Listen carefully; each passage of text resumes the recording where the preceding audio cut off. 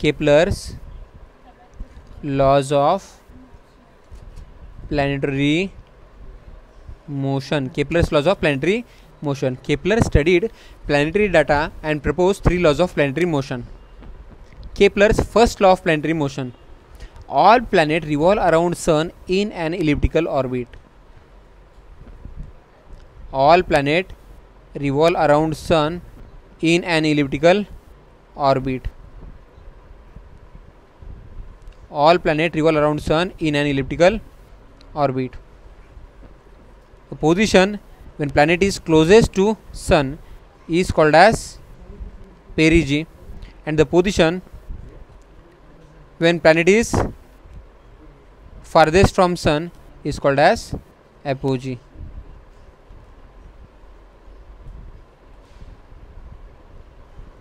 The position when planet is closest to sun is called as perigee, and the position at which planet is farthest from the sun is called as apogee. So Kepler's laws of planetary motion में first law क्या होता है? all planets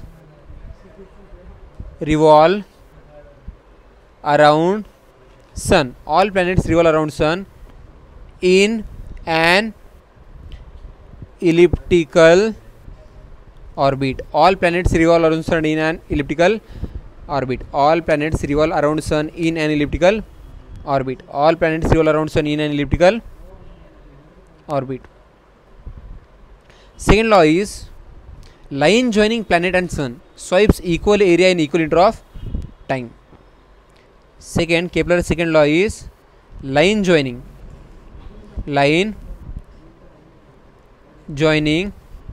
sun and planet.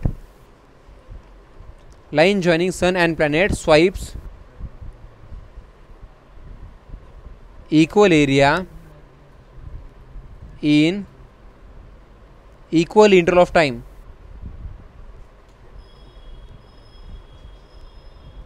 Line joining sun and planet swipes equal area in equal interval of time.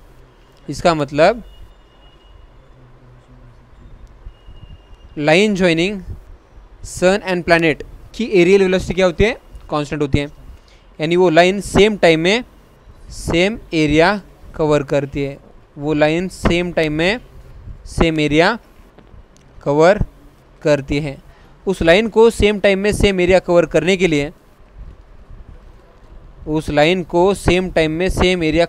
लिए खुद की velocity क्या करनी पड़ती है? चेंज करनी पड़ती है. सो जब भी प्लैनेट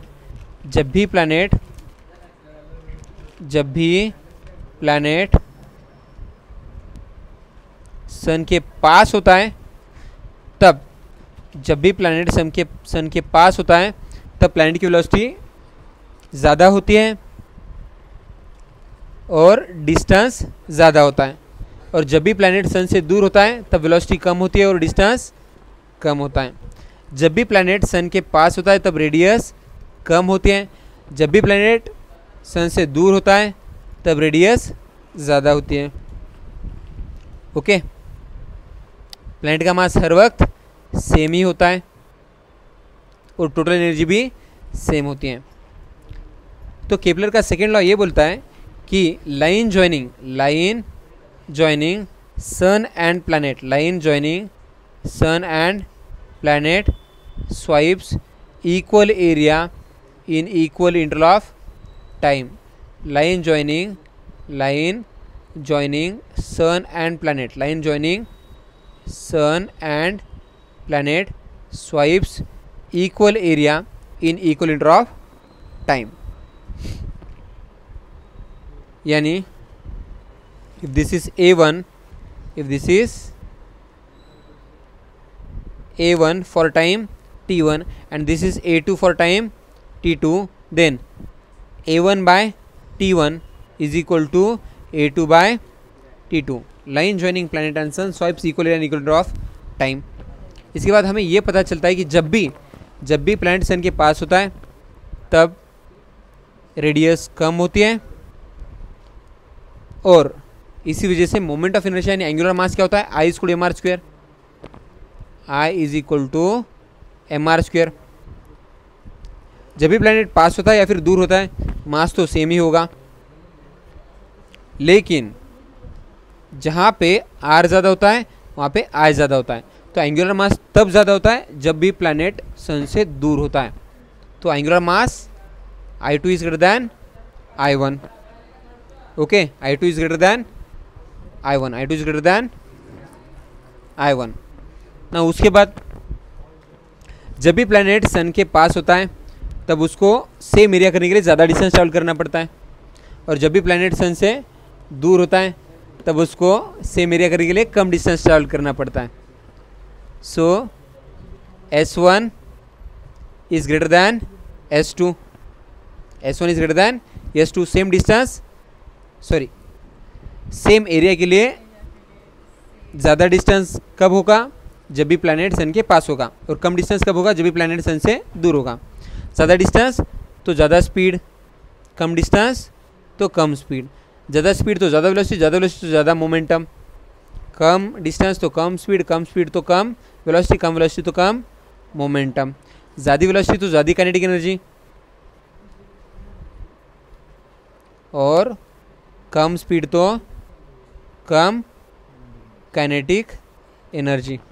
जब भी काइनेटिक एनर्जी ज़्यादा होती है तब पोटेंशियल एनर्जी कम होती है, और जब भी काइनेटिक एनर्जी कम होती है तब पोटेंशियल एनर्जी ज़्यादा होती है। ओके नाउ, जब भी स्पीड ज़्यादा होती है तब रेडियस भी एंगल सेम टाइम में ज़्यादा एंगल करती है।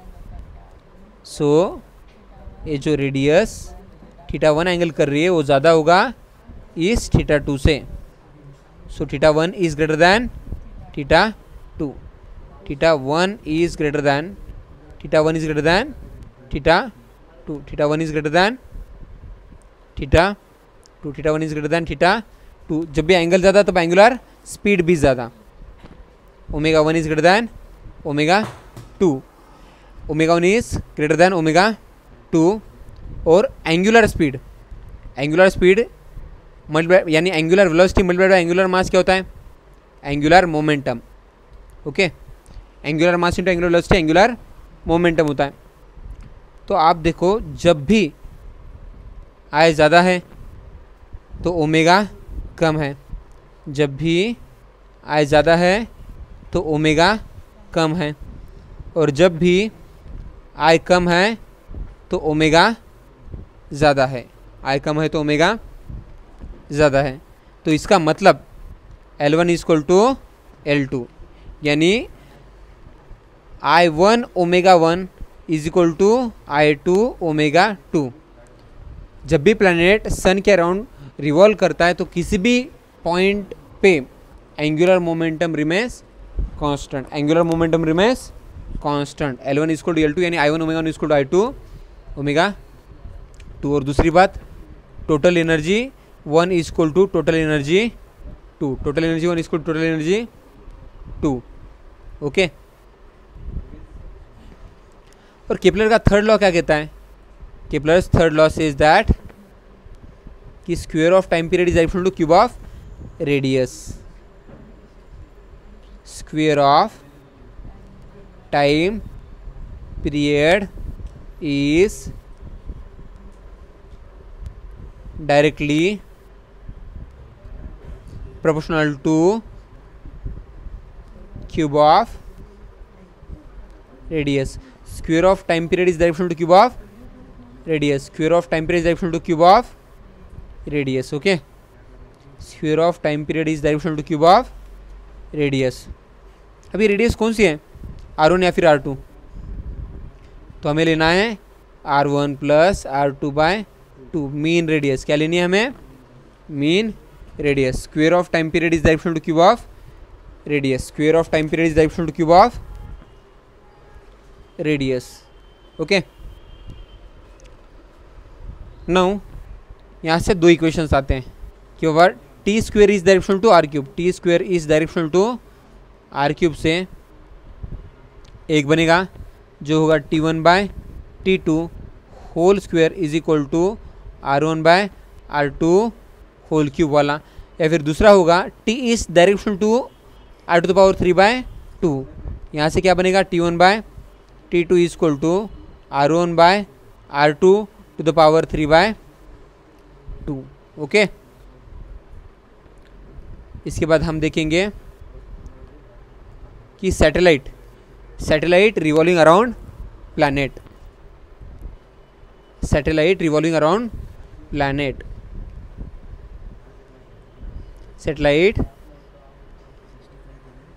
Revolving around planet, satellite revolving around planet. Suppose this is a planet of mass capital M and radius capital R। उस प्लैनेट से h इतने हाइट पे, उस प्लैनेट से h इतने हाइट पे एक सैटेलाइट रिवॉल्व कर रहा है। उस प्लैनेट से h इतने हाइट पे एक सैटेलाइट रिवॉल्व कर रहा है इन सर्कुलर ऑर्बिट। तो सर्कुलर मोशन के लिए जो नेसेसरी सेंट्रीपिटल फोर्स लगता है, सर्कुलर मोशन के लिए जो नेसेसरी सेंट्रीपिटल फोर्स लगता है, वो फोर्स कौन देगा? वो फोर्स देगा उस सैटेलाइट और प्लैनेट के बीच का ग्रेविटेशनल फोर्स। सेंट्रीपिटल फोर्स का फॉर्मूला रिवॉल्विंग ऑब्जेक्ट का मास, रिवॉल्विंग ऑब्जेक्ट की वेलोसिटी का स्क्वायर और सर्कुलर ऑर्बिट की रेडियस mv²/r। ग्रेविटेशनल फोर्स का formula capital G capital M small m, यानी revolving mass divided by r square. क्या होगा? रिवॉल्विंग मास कैंसिल हो जाएगा, r और स्क्वायर कैंसिल हो जाएगा और ऑर्बिटल वेलोसिटी आएगी। कोई भी सैटेलाइट अगर प्लैनेट के अराउंड गोल घूम रही है तो उसकी ऑर्बिटल वेलोसिटी कितनी आएगी? VO equal to square root of capital G capital M divide by small r, where small r is capital R plus h। हमें ये पूरा लेना पड़ेगा स्मॉल r के लिए। Small r is nothing but capital R plus h, this is small r। Okay, so this is orbital velocity, this is orbital velocity. अगर satellite planet के बहुत पास है तो h को निगलेक्ट कर दो, तो v orbital is equal to square root of capital G capital M by R plus h। By neglecting height we will have for a satellite revolving close to surface of earth. अगर कोई भी satellite अर्थ के surface के पास से अगर गोल घूम रहा है तो for satellite revolving close to surface of earth, for a satellite revolving close to surface of earth, height can be neglected, capital G capital M by R। by neglecting height capital G capital M by R, we know capital G capital M की जगह पे हम क्या लिख सकते हैं? Small g into R square, ठीक है ना। सो R गेट्स कैंसल्ड। सो अगर कोई भी सैटेलाइट अर्थ के पास से गोल घूम रहा है तो, अर्थ के सरफेस के पास से गोल घूम रहा है तो g की वैल्यू 10, g सरफेस की वैल्यू 10, r की वैल्यू 6.4 इंटू 10⁻6, ठीक है ना। सो आंसर इज 8 इंटू 10⁻3, यानी 8000 metre per second for a satellite revolving close to surface of earth. For a satellite revolving close to surface of earth orbital velocity is 8000 metre per second. 8000 metre per एक second में 8000 metre जाएगा कोई भी satellite अगर अर्थ के पास से गोल घूम रहा है तो। Now next point is time period of satellite. We know time is equal to distance upon speed. अगर गोल घूमना है तो डिस्टेंस क्या होगा? 2πr, और स्पीड क्या होगी? v orbital. तो time period t is equal to 2πr/v0। Time is equal to distance upon speed, distance की जगह पे 2πr और स्पीड की जगह पे v0। So t is equal to 2πr, orbital velocity क्या थी? Square root of capital G capital M by small r। अभी क्या होगा? 2πr r by capital G capital M बन जाएगा। अभी ये r जो स्क्वायर रूट के बाहर है वो अंदर जाने के बाद r स्क्वायर बनेगा or that r square and that r becomes r cube. So t is equal to 2 pi square root of t is equal to 2 pi square root of r cube by capital G capital M. This is mathematical expression for a satellite, time period of a satellite revolving around planet. Okay, where we know where small r is equal to capital R plus h, small r is equal to capital R plus h. Okay ना, यहाँ से हम ये भी बोल सकते हैं कि केपलर का थर्ड लॉ प्रूव हुआ. Squaring both the side we will have T square is equal to 4 pi square divide by capital G capital M into R cube. This 4 pi square divide by capital G capital M is a constant, so इसको हम neglect करेंगे. तो फिर Kepler का law आएगा T square is directional to R cube. ठीक है ना. For a satellite revolving close to surface of Earth, for a satellite revolving close to surface of Earth, t is equal to 2 pi square root of capital R cube by capital G capital M. t is equal to 2 pi square root of R cube by capital G capital M.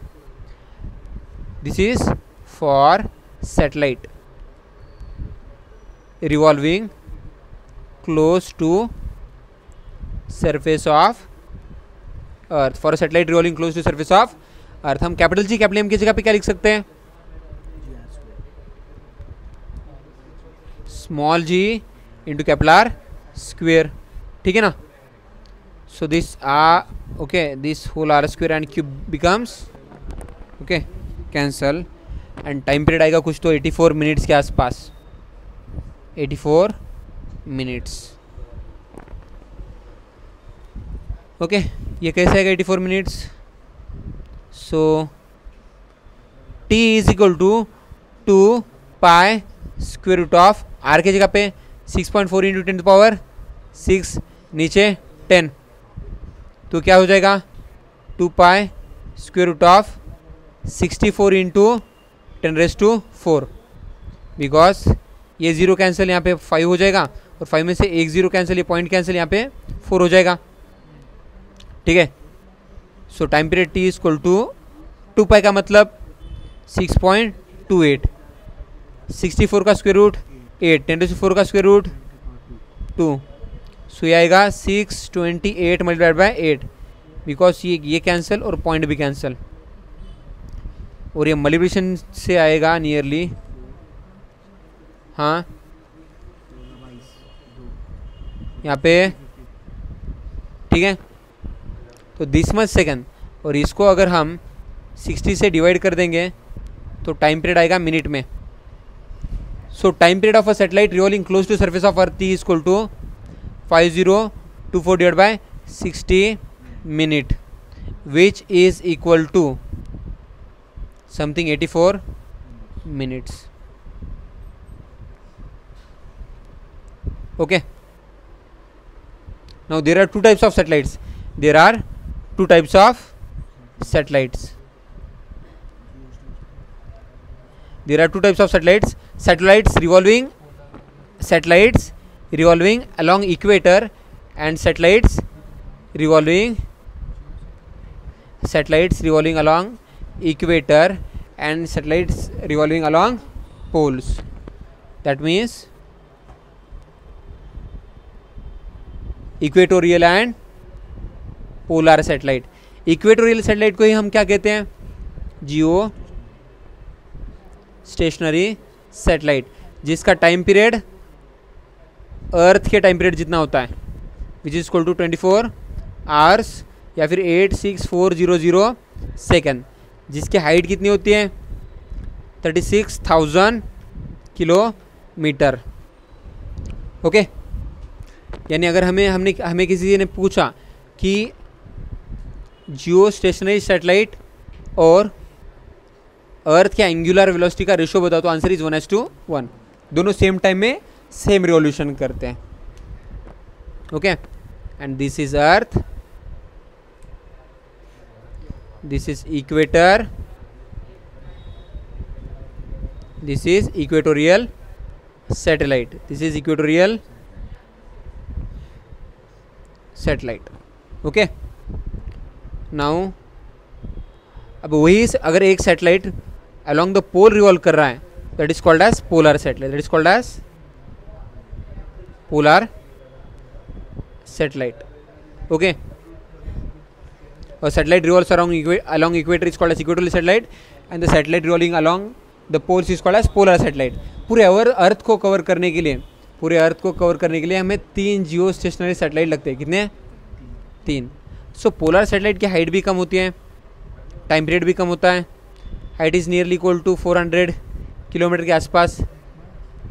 हाँ, और time period भी लगभग 2-3 our, 2-3 घंटे होते हैं, 3 to 4 our के आसपास। Okay, and this is over.